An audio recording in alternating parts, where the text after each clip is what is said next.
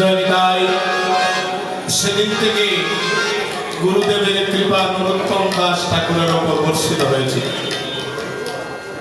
যার কারণে তিনি একজন মহাজন হয়ে গেলেন।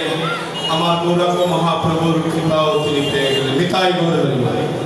তো এই জন্য বলছি শ্রুতি ভক্তমণ্ডলী, আমরা যে বাজারে দীক্ষা মন্ত্র গ্রহণ করার বাকি আছে,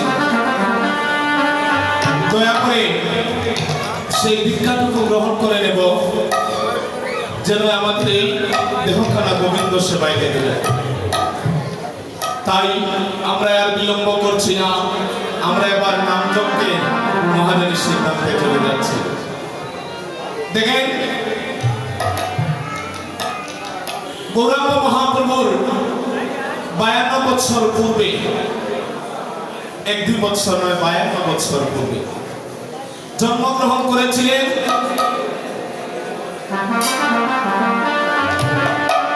আমাদের সুনামগঞ্জ জেলার লাহুর পরগনার তাহিরপুর থানা কুবেরাচাঁদের ওরসে নাবাদেবীর গর্ভমূলে জন্মগ্রহণ করেছিলেন মহাবিষ্ণু অবতার দেবাদিদেব মহাদেব। বল হরি বল। এই মহাদেব কলিযুগে অদ্বৈত রূপে জন্মগ্রহণ করলেন। ও মায়েরা, এই অদ্বৈত প্রভু ছোট্টবেলার নামটা কি ছিল? মায়েরা আদর করে, বাবারা আদর করে, বড় ভাইয়েরা আদর করে সন্তানের নাম রেখে দেয়। বল হরি বল। থাকে না একটা নাম রাখে। এই অদ্বৈত প্রভুর ছোট্টবেলার নাম ছিল কমলাক্ষ, যাকে মা বাবা আদর করে কমল কমল বলে ডাকতে। দেখেন মায়েরা, তার নামটা অদ্বৈত কেমন করে হয়েছিল আমি ছোট্ট করে বলছি। নাম ছিল তার কমলাক্ষ।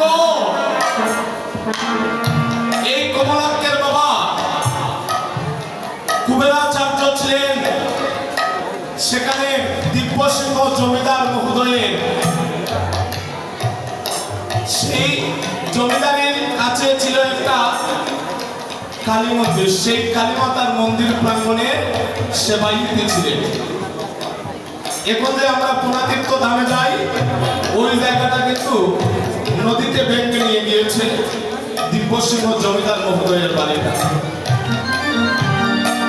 এখানে 2টা স্তম্ভ আমরা দেখেছি। এই যে কালী মাতার মন্দির ছিল হরিবল, এই মন্দিরে ছোট ছোট 2টা স্তম্ভ এনে রাখা হয়েছে আমার অদ্বৈত প্রভুর মন্দির প্রাঙ্গণে। তাই এই অদ্বৈত প্রভুর পিতা যেখানে কালী মায়ের পূজা অর্চনা করে, সেই দিব্যসিংহ জমিদার একদিন বললেন,